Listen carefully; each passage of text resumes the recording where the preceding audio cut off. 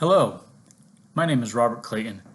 Today I will be reviewing a giving voice to values case called Bennie and the Jets. To be honest, the main reason I chose this case was because of its reference to the famous Elton John song, Bennie and the Jets. Nevertheless, this is a classic example of how important ethical behavior is in any business setting in order to mitigate and prevent fraudulent activity.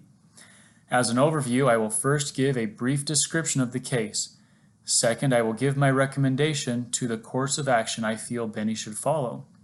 Next, I will provide suggestions I would offer to Bennie as a friend to help him decide what action plan he should follow. And finally, I will offer my closing advice to Bennie. Bennie is a second-year graduate working for Jet Energy Company. During his time with Jet, he uncovered some irregular accounting entries that shielded the company from recording rebates from insurance companies as revenue, thus keeping the total rate of return on operating income less than 12.5% on the electricity sold by the company.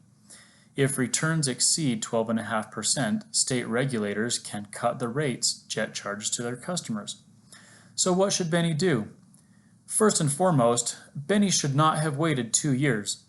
He should have addressed the issue as soon as he first noticed it. Nevertheless, better late than never to report fraudulent activity. I would absolutely recommend that Bennie follow his company's whistleblowing policy, if it has one, or raise the issue with his boss, Sarah Higgins, or go directly to the CFO, Sam Thornton. Our authors, Mitz and Morris, state that there are 3 steps for determining if fraud should be reported. 1. Determine whether the violations have material effect on the financial statements. If yes, has management or the board of directors caused management to take remedial action?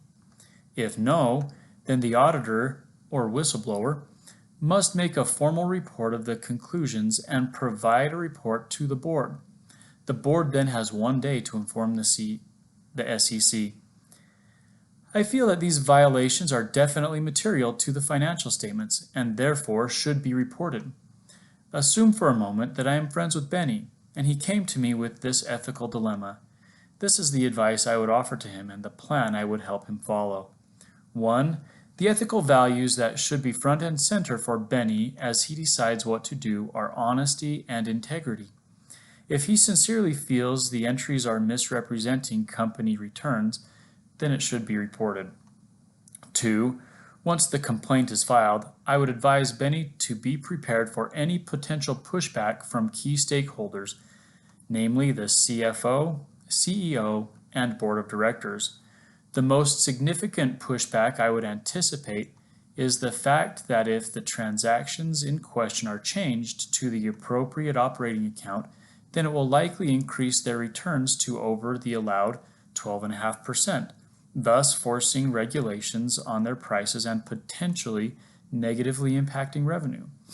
I would counter this by stating that it is a misrepresentation of income and should be treated as operating income. Bennie has several levers he can use to influence those that might disagree with him.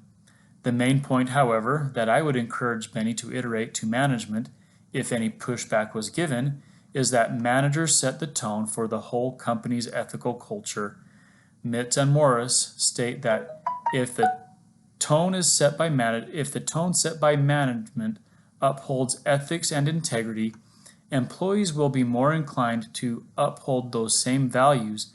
However, if top management appears unconcerned about ethics, then employees will be more prone to commit fraud. In conclusion, the final advice I would offer to Bennie is to proceed with caution.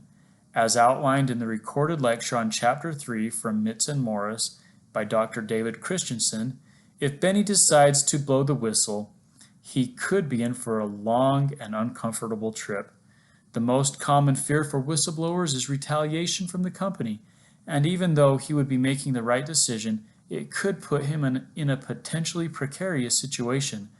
Nevertheless, I would encourage him to do his due diligence and make sure he has all his facts aligned, and if he still feels there is unethical reporting taking place, then please blow the whistle. Thank you.